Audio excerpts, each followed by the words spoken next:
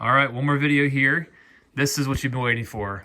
How to actually get it to work for the back. The cool thing is that this camera has an HDMI port on the side. If it's not plugged in, you can remove the side flap here. And you can see HDMI is the bottom plug. Please be careful plugging it in and try not to bump it.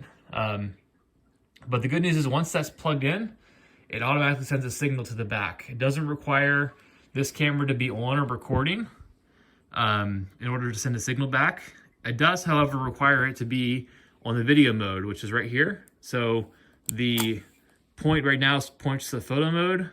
If you push it over with your finger to the video mode, which is a red icon of the video camera, it'll open that little window up. You hear it click and you know you're in video mode. So that's how you're in video mode. Again, it doesn't require any sort of starting or stopping of the recording in order to send signal back to the back. Also, one more thing as far as physical operation of the camera. On the top screen, you'll see a battery indicator. That's the bottom right corner of that screen. Right now it's at 50%. I expect the batteries probably do last about half of the service if you start the camera on around 10 o'clock. And that it'll let you know when the battery's low. It'll actually automatically shut off. To change the battery, you can certainly power it off if it's not powered off already.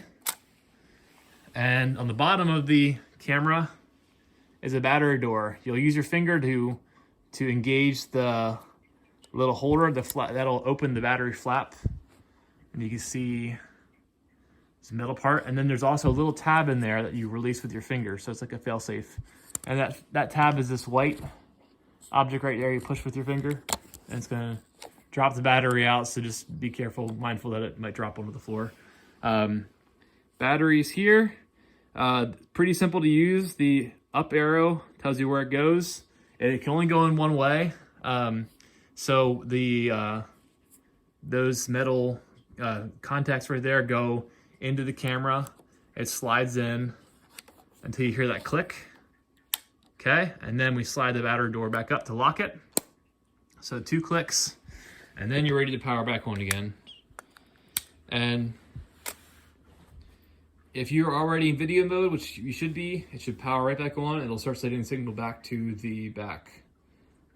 Any questions, let me know, guys. Thanks.